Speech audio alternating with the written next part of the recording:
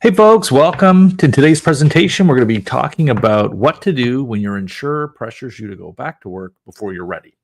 This is one of the biggest pitfalls that people can fall into, and it will mainly happen if you are someone who's on long-term disability benefits, and at some point the insurance company pressures you to go back to work. This is covered as mistake number 11 in my book called The Step-by-Step Guide to Winning Your Long-Term Disability Claim. The mistake itself refers to failing to return to work. Let me get the right. I'm back in the office here after a few days off, so I want to make sure I get the wording on this right. What is it? I think it's return to work.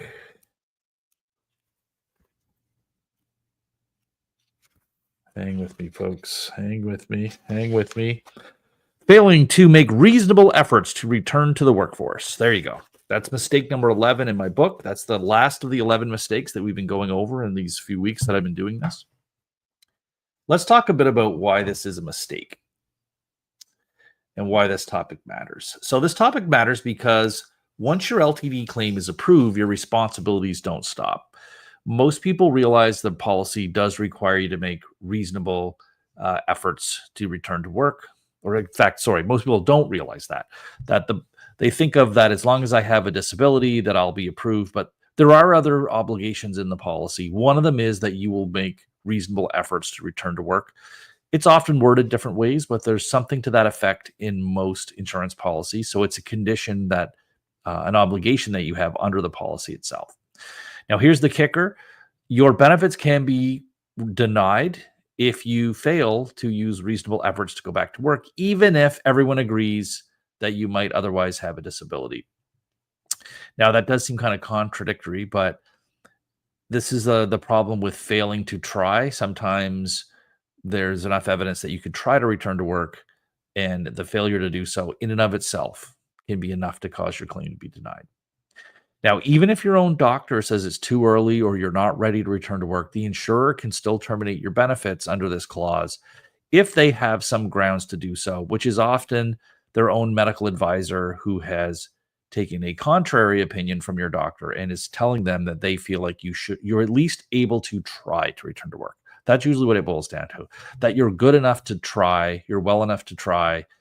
No one's taking the position that you necessarily are going to be successful, but it's one of these situations where failing to try can be enough to cause benefits to be cut off. All right. Now, there are two definitions of disability. We cover this regularly on this show, but let's go over them again. First, there's the own occupation definition of disability. This covers you during the first 1 to 2 years under your insurance policy, where you will qualify for disability benefits as long as you can't do your own occupation, your own job that you had at the time that you became unable to work. Then after that, there is a second definition of disability that can kick in under these policies. So it's called the change of definition, where it moves from your disability from your own occupation to disability from any occupation.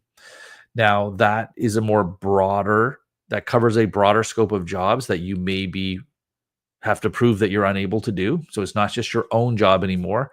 Now they're looking at any job that's reasonably suited to you by your education, age, experience, and also taking into account what you were earning in your pre-disability income. What insurers expect is that they're looking for you to make a genuine effort to return to work when it's safe and feasible. Again, people can dispute when it's safe and feasible, but if the return to work fails and you show that you actually tried in a good faith manner, then it's very hard for them to deny disability benefits. And if they do deny disability benefits, it's easier to have their decision reversed if you can show that you attempted to go back to work. Refusing to even participate in a return to work is seen as non-cooperation. They can deny your benefits just based on the fact that you didn't try. That alone is enough for them to deny the claim. You are then put in the difficult position of trying to prove that it was reasonable for you to not try at all. A very hard thing to prove, and you do not want to be in a situation where you're having to prove that it was unreasonable for you to try. You're better off to have tried and failed than to try to prove that it was unreasonable for you to even try. Now, a real life example is I've had this example come up many times where my own client's doctor or the person that hired us, their doctor outright said that they disagreed with the return to work plan. And that was the end of it for the client. They just said, I'm going to rely on my doctor. Or we have people contact us in this situation. I see this a little differently. I have seen where the judge or tribunal judge or the judge in the case at a later date will side with the insurance company. Unfortunately, often when doctors say they don't think you should bother to try to go back to work, sometimes they're just catering to your own feelings. Sometimes they genuinely believe that, but they don't have all the information. They may have a misunderstanding of what it means for you to go back to work.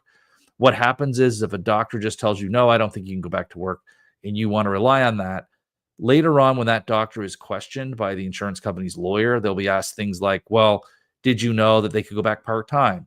Did you know they were willing to make accommodations? They were willing to take away these duties, that there would have been a gradual return over many months. Did you like all these things? If the doctor says, well, yeah, no, I didn't realize that, these doctors will very quickly change their tune and agree with the lawyer that, you know what, there was no harm in you trying, and the whole thing crumbles apart. So there can be a false sense of security by having your doctor kind of support the idea that you can't return to work. That is a very dangerous thing to do when that doctor does not have a lot of details about the return to work situation, because the insurance company and employer can make up those details later and say that they would have done things that in reality they wouldn't have done, and put you in a situation where it makes you look unreasonable for not at least trying. So why is refusing risky? Well, I've mentioned it before, but refusing violates the terms of your policy that require you to cooperate with reasonable attempts to return to work. It's as simple as that. Again, I don't want to sound like a broken record here, but it is hard to prove that it was reasonable for you to refuse. That is a very hard thing to prove. You don't want to be trying to prove that. You want to avoid that at all costs. And a common theme for insurance companies to be successful in defending a case like this is if they can show multiple instances of you refusing to try things or refusing things, not trying. Like, that is a very powerful theme for the insurance company when they can piece together a series of things that show you're just someone who doesn't try. That is a very common way that they will win their case. You want to try to disrupt that type of framing of your case at all costs by trying at every turn to take away their arguments that you have not tried enough. So what do I recommend? Well, I recommend that you never just flat out refuse to even consider a return to work. Even in situations where you know for a fact that it will not be successful and your doctor is supportive and you not bothering at all. Even in those situations, I really discourage you from flat out refusing. What you should do is engage the process of the return to work. Return to works are not just like, you're going to return to work, okay, show up tomorrow. That is not what it is. You can have your doctor set out certain limitations. You can ideally get an occupational therapist or other rehabilitation person involved and get a return to work plan in place. That way, like, if you engage the process and begin to get a return to work structure in place, it shows that you are trying, that you are actually engaged in learning more about what it would look like if you were to go back to work. Again, it also gives your doctor more information so that they refuse to return to work. They're doing it from an informed situation rather than just an outright refusal that they can easily take back later when given more information. So rehabilitation specialists, again, occupational therapists, vocational rehabilitation specialists, these experts are very important in return to work. They can also give independent evidence on whether they believe that you have the capacity and ability to return to work. And Sometimes they go in your favor, even when hired for the insurance company. So the insurance company may hire someone that comes back and says, "Oh, you know what? I've reviewed this situation, and I know you were wanting this person to return to work, but they are not ready or not capable of returning to work." That I have seen that happen. So much so that in some instances, insurance companies will just refuse to hire a return to work coordinator. That's within their right to do so because they fear the risk that the return to work coordinator may come back in your favor. In those situations, it may be worthwhile for you to invest your own money to hire a credible return to work coordinator who can, especially if the insurance company refuses it and you hire one yourself, and have that person, it might even be covered under your insurance, not your long-term disability insurance, but it might be covered under your health insurance, possibly. You could then have that individual prepare the return to work plan that you then attempt to follow, and they may, if you've hired them, they're more likely to even give an opinion favorable to you. But it's important that you hire one that's independent, but they can give an opinion that maybe you aren't ready to go back to work. It's always better to have these return to work specialists involved. All right. So protecting yourself, some practical tips.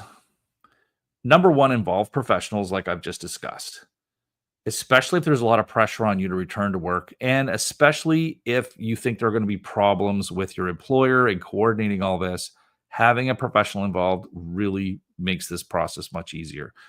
And again, doesn't mean you're locked into actually returning. A lot of these professionals will review the whole situation and come back with an opinion that you are not capable of returning to work, which makes it very difficult for the insurer to continue to hold that ground. And this can result in an approval of your benefits beyond the 2-year mark or whatever they're really trying to cut your benefits off. Having a professional say that you're not capable of returning to work in any occupation is very powerful. Now, you want to share all communication with your doctor. Make sure your doctor has as much information as possible. Where these things go off the rails is when your doctor just has a knee-jerk reaction and says, "No, I don't feel like you're ready to go back to work," without really getting a lot of details. That is a very dangerous position to be in because that same doctor later on down the road, when under pressure from another lawyer, will kind of crumble and say it's easy to get them to admit that they didn't have all the information, that if there had been this thing in place and this accommodation and all that, that it was reasonable for you to try. Almost all doctors will come to that conclusion, and that will then tank your entire case. Because again, you have a responsibility to try, and if you have refused to try, that is a reason for them to deny the claim legitimately, like legally deny the claim. You want to keep, during the return to work process, it's very important to keep it well documented. So keep track of all emails. You should keep notes. There can be disputes when you're returning to work over whether you quit the return to work. Again, like it never stops. They will always say that you didn't try hard enough, but it's more difficult for them if you've actually engaged in this process. But let's say you do engage in the process. Keep records, go to your doctor, keep notes, keep track of all emails and communications, because at some point you may hit a plateau. You're not able to get beyond maybe working 4 hours a day or whatever the thing is. You don't get back to full-time hours. You've hit the maximum you can do. It's very important to have that documented and recorded so that later on you have that evidence. The insurance company will often say that they feel like you could have returned to work full-time. You're choosing not to, and they'll still stop your benefits. You having evidence throughout the return to work process, documenting how it's going and that type of thing will be very favorable for you if you get in that type of dispute with the insurance company. Now, let's do a summary here.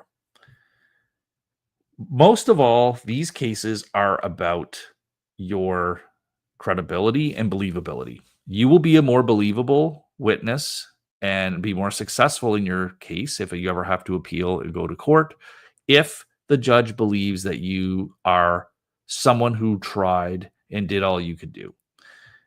It's important that you be viewed as someone who tried to do it. Like, you may know that in your heart that you've done all you can do, but you have to look at it from, well, that's fair from your point of view, but what would a judge expect to see? That's the more important question.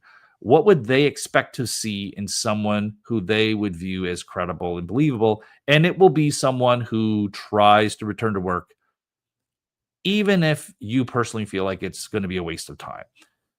The judge would much rather see someone who went back to work and quickly realized that it was not feasible and then stop the return to work. That is very good. That's evidence that shows that you tried. It's more proof that you're unable to work, and the judge will they're more likely to view you favorably and believe other things. If you didn't go back to work and now you're stuck trying to argue why it wasn't unreasonable to go back to work, you are dangerously slipping into that area where you can be painted as someone who doesn't try, who thinks they know everything, that really doesn't is not a hard worker. These are all the types of things that can work against you if you simply refuse to engage in the process. Now, I don't want to say that you need to put your health at risk, but it is going to be a rare situation where attempting a return to work will put your health at risk. But that is definitely something you should discuss with your doctor. And you would need to have very specific medical recommendations on why your health would be put at risk if that was going to be the reason that was ever accepted as legitimate for you not trying. If you have any questions about this, you should reach out to our firm. We do free consultations. You can also ask here in the chat for any questions, and I can answer them here. But let's dive into our question period of the day. You can leave questions by, let me get on, there we go. You can leave questions simply by filling in the, oh, it looks like I forgot my lighting today. I just noticed looking at the screen here. Whoops. Hopefully there's enough lighting here. You can leave your questions by putting them in the chat and I will do them. And we already have a question. Let's have a look here. So this is a question that says, my wife is last 3 years diabetes. Can she apply for disability benefits? Okay. The medical condition itself, having diabetes, is not a reason that a person would qualify for disability benefits, but it can be. Oops. Someone trying to call me. Let me put my phone on mute here. There we go. Okay, there we go. So having diabetes in and of itself is not a reason that you would automatically be approved for disability benefits, but it could be. So there are different types of benefits that she might qualify for. If it is diabetes that requires a lot of daily management of the condition, then yes, she could apply for the disability tax credit would be one thing that she might qualify for, because if you're doing a certain amount of hours of life-saving care per week, which diabetes would be, then she may reach that threshold where she would qualify for having the disability tax credit, which if you're someone who's a worker, you could use that tax credit as well. Now, whether she would have qualified for other disability benefits would depend on whether she was in the workforce, paid into things like CPP disability. If that's the case, then if she's unable to work because of complications related to the diabetes, then it's possible she might qualify for long-term disability benefits or even Canada Pension disability benefits if it was a very severe situation where she was incapable of working because of the diabetes. But hopefully that will be helpful. But yes, think of the disability tax credit would be one, and then other benefits if she was a worker and is no longer able to work. Okay. Let me know if you have, and if people have other questions, I'm happy to answer them. In the meantime, I'm going to check in on our disability claim forum.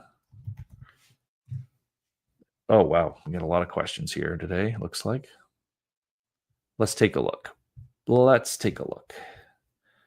going to share my screen so we can answer some questions for people who've posted them online. You guys can help me. If you have any input on this, just put it in the chat. So let's take a look here. Here we are on the disability claim forum. Looks like there's 11 questions on this Canada disability benefit just from the last day. So this one's pretty hot. Let's go see what people are asking about. It says, does anyone know, oh, this is about private LTD. Does anyone know if private LTD is considered as income in the application process? I had said we don't know and it's not clear. I still don't know that it's 100% clear, but it appears that it may not be. What are the recent questions here? Okay, there is a calculator for disability benefits. Yep, for the Canada disability benefit.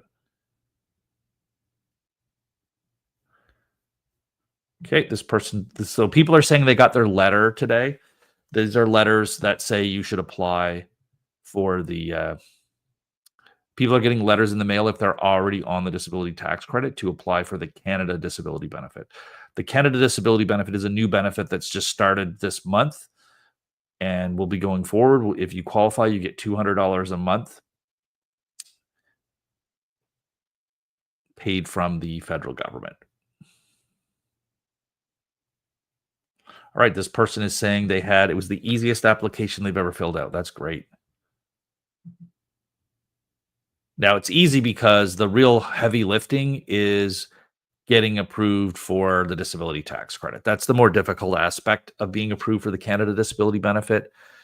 Once you're approved for the disability tax credit, it's relatively easy to be approved for the Canada Disability Benefit as long as you meet the age and income requirements.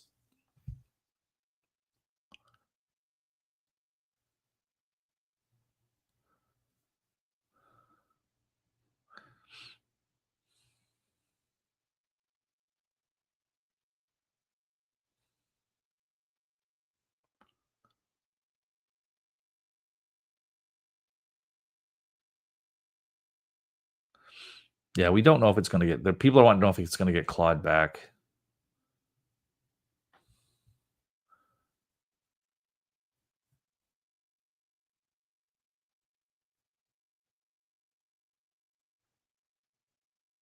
Okay, so this contributor is saying that long-term disability benefits are not part of your net income. So what it does look like is they're using the net income line 23,600 on tax returns to determine if people get the Canada Disability Benefit. So because long-term disability benefits are non-taxable, they would not be included in line 2300 of the tax return. So what they're saying is for that reason, they're not going to be included. The question is going to be, will insurance companies offset this benefit?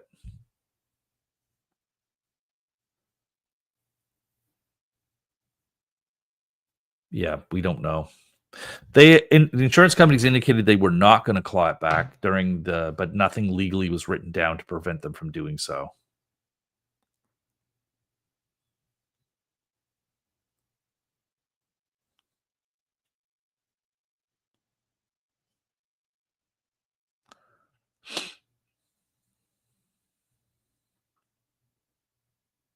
And then people are just discussing it here.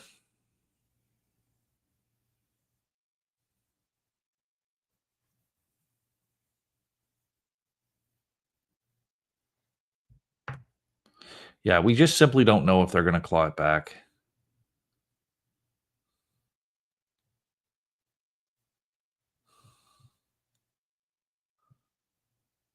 I'm going to click on this link here and go see where it takes us.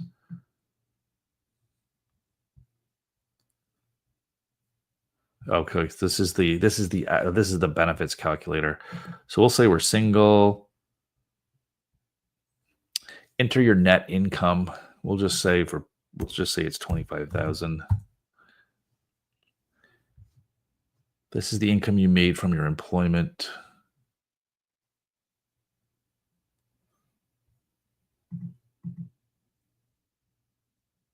Yeah, so it's all from your income tax return. They're really focused on income tax return. So if you get long-term disability, some of the long-term disability income people get from insurance is not reportable as income. So it does appear that it will not be included, but we'll have to wait and see. We'll have to wait and see how the insurers take a view of it.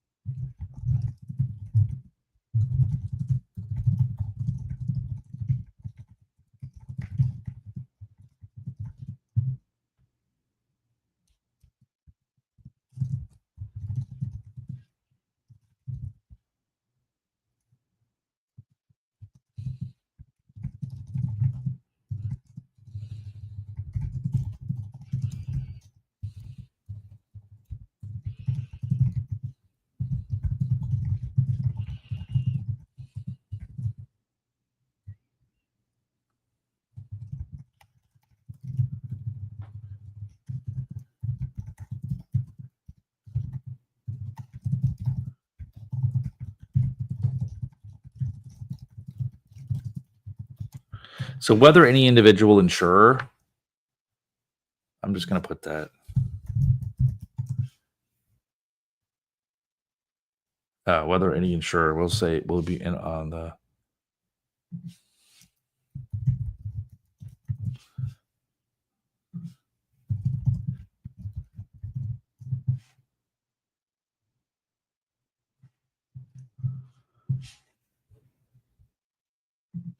There we go.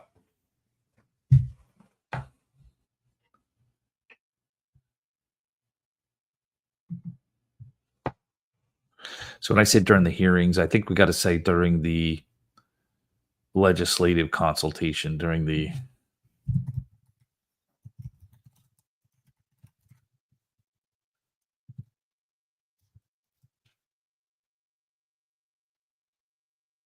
Yeah.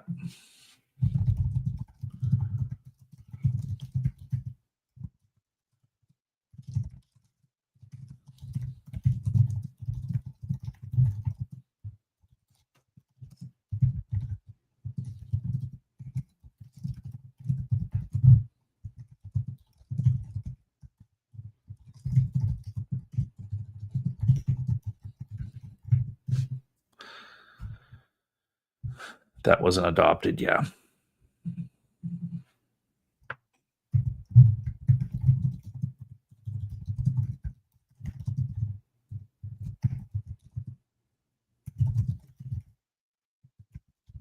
There. There were many reasons why that didn't, like, they wanted to add a clause to the law that said basically insurance companies cannot deduct this. And there's several reasons why insurers push back on that. Mostly because they want the flexibility to be able to offset it, I believe. But the people, the liberal ministers that were pushing this law were kind of using talking points like, well, it can create a constitutional issue that could cause the whole thing. It will cause a constitutional issue where the insurers will sue to say that it's unconstitutional for us to add that in there because they are insurance companies are regulated by province. So you're not allowed to do this because this is the federal legislation. So there's all these types of things where basically they said, we're not going to put this in here. Now, it might have just simply been lobbying efforts on behalf of the insurance industry to not include this in here, and the other stuff could just be kind of cover for that. I don't know enough to say what's really going on. Time will tell. The insurance companies certainly said there's nothing to see here. There's no need to worry. You don't have to include these parts in here, outlying us from offsetting benefits because we're not going to do it anyway. Again, I don't really believe that. Like, if they were not worried about wanting to offset it, why would they argue against including it in the legislation? So it kind of goes in a circle here. We're just going to have to wait and see. All righty.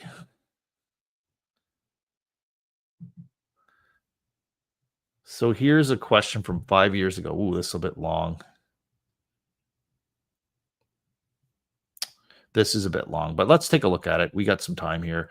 Says they live in Ontario, non-unionized, been on LTD.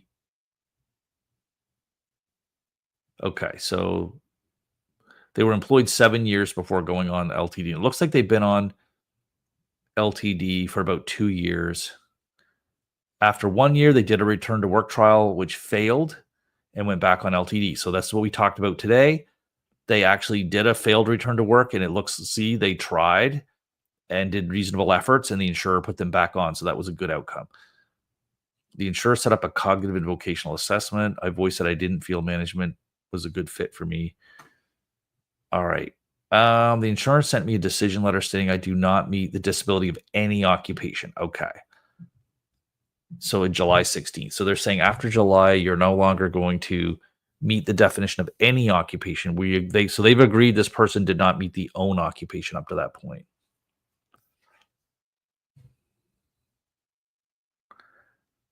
All right. So the employer wants to know what the plans are.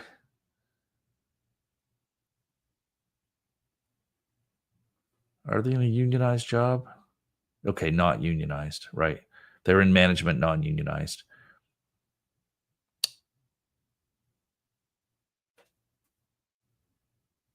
Okay, so she wants this person. I think I don't know if it's a she or he, but they basically want to know what all their options are. They were basically told you can.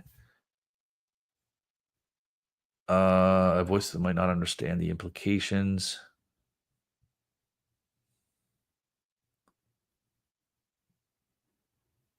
Want to explore all my options right here. Mentioned they just said retiring early, taking a reduced pension, or unpaid leave.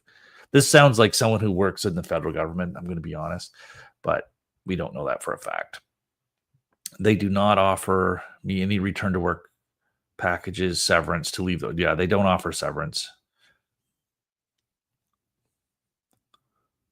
HR closed the meeting saying that they will circle back in a few weeks to talk to me again about the next steps.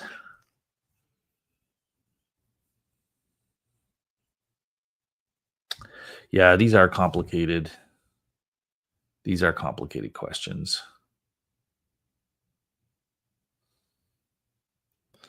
Can my employer deny my return to work request?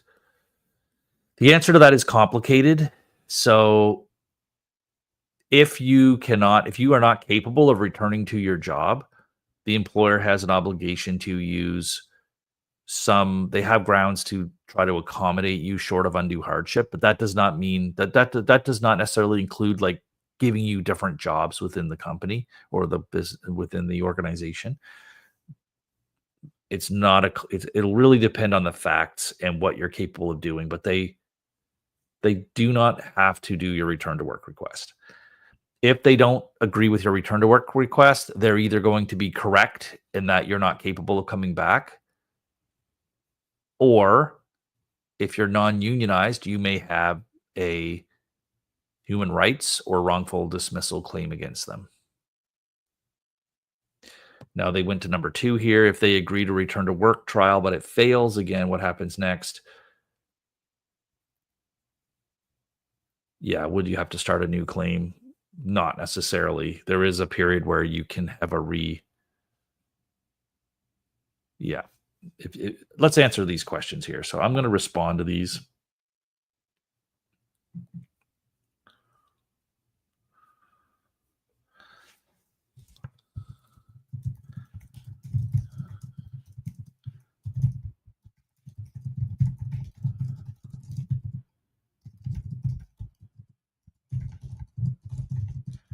So basic answers to the questions. So question number 1.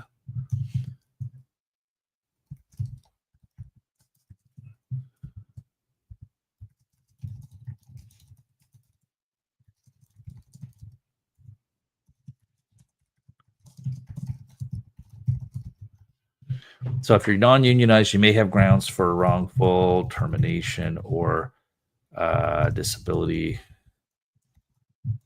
discrimination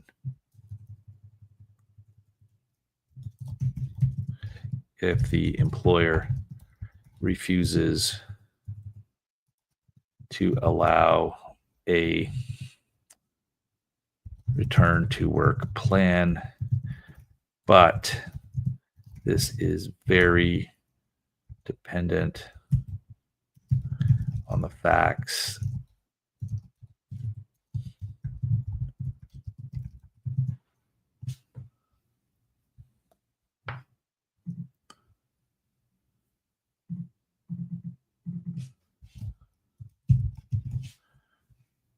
it is the so it's very different if you're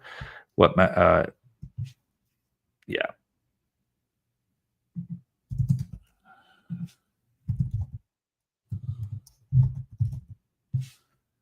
All right, so that's number 1. Let's look at whoops.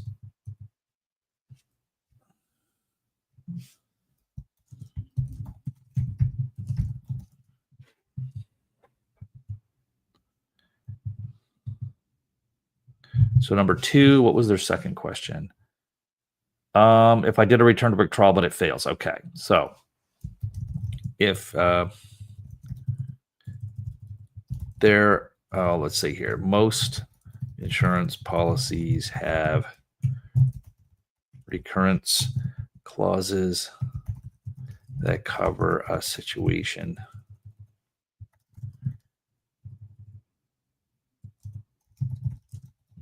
Situations. You would go back on the same claim, not start over. If you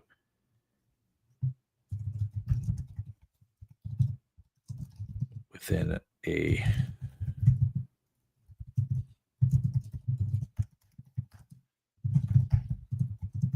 there.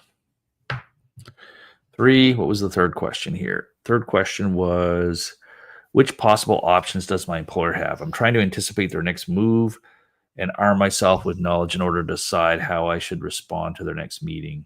Yeah. So this is hard to answer. Of knowing your employer and work situation.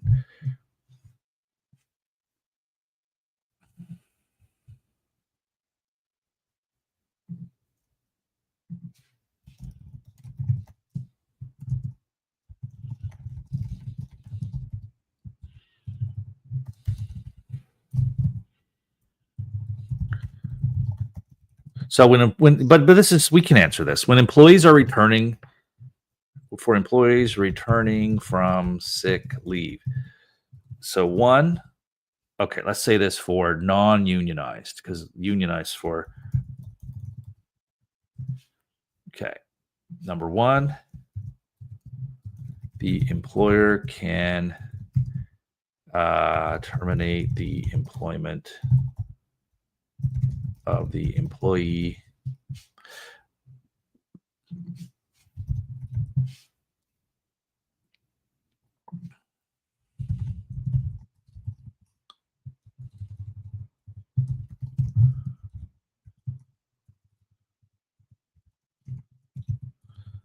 for non-discriminatory, we'll just say for non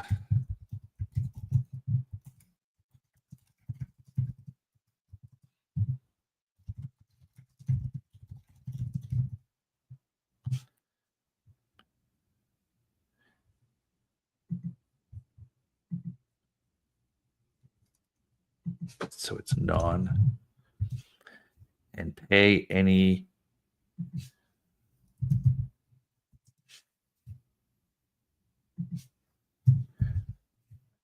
termination or ever severance pay owed under the employment contract. Not all employment contracts require payment beyond the minimums required in the province.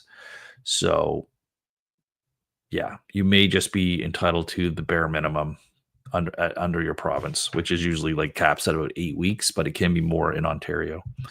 So that's number one. Number two, the employer. So number one is they can try to terminate you. The employer can terminate based on frustration of contract.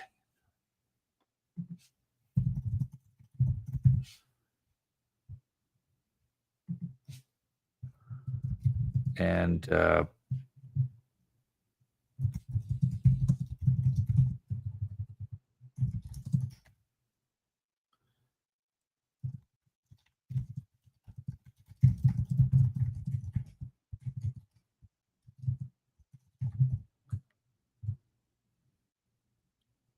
yeah, if this is a federal employee, I think this is a federal employee just by the details here, owed under the, I'll just say the applicable employment standards legislation.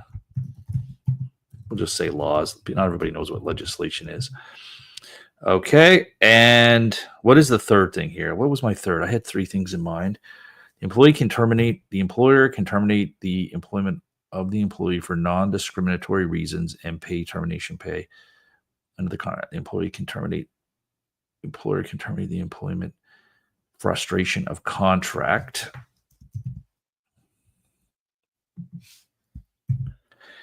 Pay any termination pay or severance pay. Okay.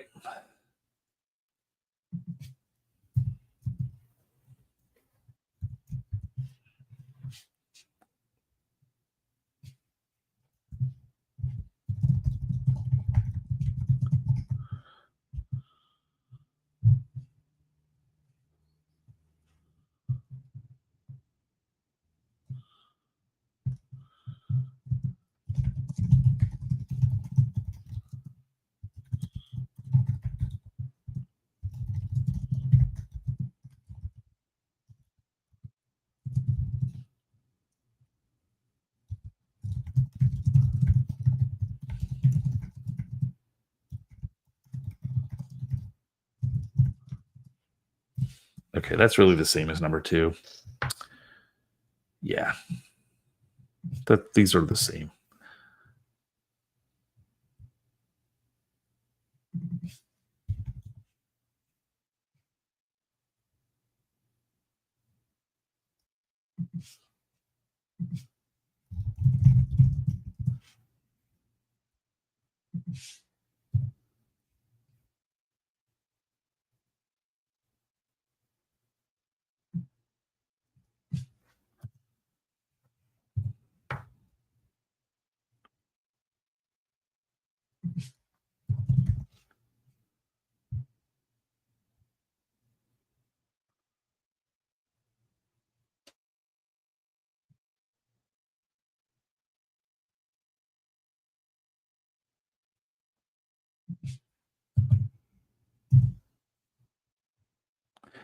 All right, we'll leave it at that. It's hard to get any more details without actually having a lot of information from this person.